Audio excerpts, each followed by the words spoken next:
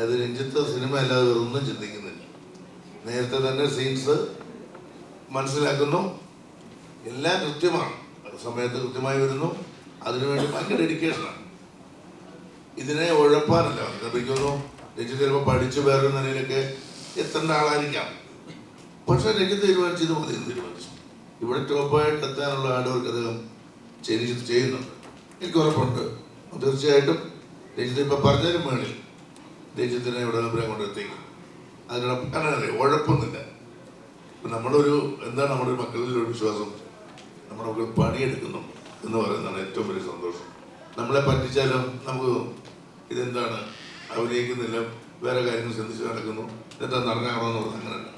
Full നിങ്ങൾ fight കണ്ടില്ലേ, experience എല്ലായിടത്തും ആളാന്ന് പറയുമോ, ഡാൻസ് കണ്ടില്ലേ എന്ന് പറയുമോ. അതുപോലെ തന്നെയാണ് ഇതിനകത്ത് ഇമോഷൻ സീൻസും മറ്റുള്ളതല്ല. അപ്പോൾ രഞ്ജിത്ത് പറഞ്ഞൊരു കാര്യം ഉറപ്പാണ്, ഞാൻ കൂടെ നിന്ന് നോക്കിക്കണ്ട കുറേ ആളുകളെ ഇതിനു മുമ്പ് നോക്കിക്കണ്ട ആളെന്നുള്ളതിൽ ഞാൻ ഉറപ്പ് തരുന്നു. മലയാള സിനിമയ്ക്ക് മികച്ച ഒരു വാഗ്ദാനം തന്നെയായിരിക്കും രഞ്ജിത്ത്. ഞാൻ സൂചിപ്പിക്കുന്നതല്ല, സൂചിപ്പിക്കുന്ന പരിപാടി എനിക്കില്ല. അപ്പോൾ അതൊന്നും ഞാൻ പറഞ്ഞത് എനിക്ക് ഉറപ്പുണ്ട്. കാരണം അത്രയ്ക്ക് ആളുകൾ ഇഷ്ടപ്പെടും, ഞാൻ ഇഷ്ടപ്പെടുന്നുണ്ട്.